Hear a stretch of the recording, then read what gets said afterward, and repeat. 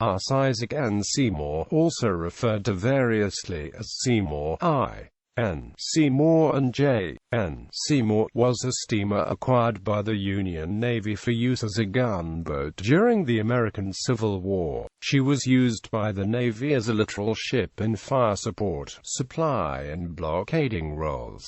Construction and design. Isaac N.Seymour was a wooden-hulled sidewheel steamer built by Benjamin C. Terry at Keyport, New Jersey, in 1860 as the tugboat I.N.Seymour. The ship had a displacement of 133 long tons, a length of 100 feet, beam of 19 feet 8 inches and hull depth of 7 feet 6 inches. Her draft fully loaded was 6 feet 6 inches, with a light draft of 5 feet 6 inches. I.N.Seymour was powered by a vertical beam steam engine with a 30-inch bore and 6-foot stroke, built by Fletcher, Harrison and Amp Co. of New York. The vessel had an average speed of 5 knots and a maximum speed of 11 knots. On the 26th of October 1861, I.N.Seymour was purchased from Mr. Schultz by George D. Morgan on behalf of the United States Navy for the sum of $18,000. Renamed USS Isaac N.Seymour, the ship was fitted out with 130 and 120 PDR Parrott rifle for use as a gunboat. Service history. Isaac N.Seymour was assigned to the North Atlantic Blockading Squadron the 20th of November and 3 days later was stationed in Hampton Roads, Virginia, while she joined 3 other ships in engaging Confederate steamer CSS Patrick Henry and drove her back upstream. A month later, Flag Officer Lewis M. Goldsborough ordered Isaac N.Seymour to Hatteras Inlet for impending operations in the Sounds of North Carolina. She participated in the combined operations which took Roanoke Island the 8th of February, and at the end of the action she was commended for being conspicuously in the foreground throughout the bombardment. One of her powdermen was killed and her chief engineer was seriously wounded in the fight.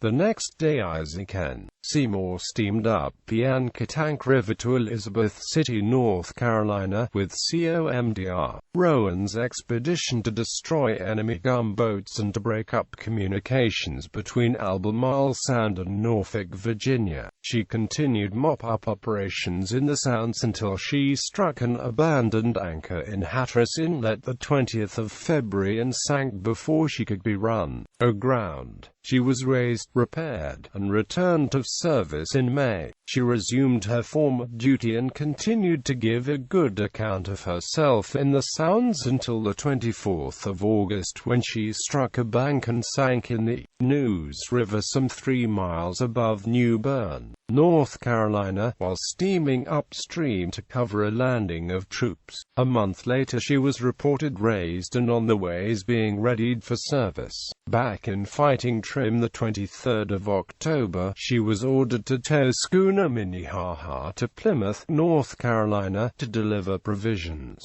5 days later she made the return passage towing damaged steamer US Whitehead to New Bern, North Carolina, for repairs. Similar duty maintaining communications and lines of supply between Navy units in the Sounds continued until the 12th of December, when Isaac N.Seymour ascended the Neuse River with 4 other ships to support an Army expedition to destroy railroad bridges and track near Goldsboro, North Carolina, but the mission was aborted by low water which prevented their advancing more than 15 miles beyond New Bern. Confederate troops attacked the Union garrison at Washington, North Carolina, the 31st of March 1863, establishing a siege which threatened to starve the Northern troops into surrender. Isaac N.Seymour departed Plymouth, North Carolina, the 2nd of April to play an active role in the naval operations which, despite well-served batteries ashore, brought the beleaguered soldiers food and ammunition.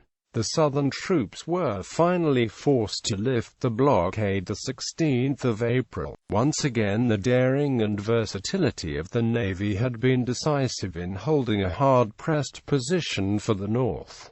Isaac N.Seymour was a part of the task force which started up the James River the 11th of July to demonstrate against Richmond, Virginia. The high point of the expedition came the 14th of July when Rear Admiral Samuel Phillips Lee, flying his flag in Isaac N.Seymour, occupied Fort Powhatan, the last Confederate defense on the river below Chaffin's and Drury's Bluff. Isaac N.Seymour continued to serve in the North Atlantic Blockading Squadron, maintaining Union control of North Carolina's inland waters and supporting Army operations from the James and York Rivers as General U.S. Grant's applied and supported by water, relentlessly pressed toward Richmond and victory. Isaac N.Seymour was detached in March 1865 and decommissioned at Washington, D.C. the 16th of May. She was transferred to the Lighthouse Board the 20th of June, which she served as Tulip until sold and redocumented Magnolia the 7th of June 1882. Magnolia was sold to a foreign owner in 1888.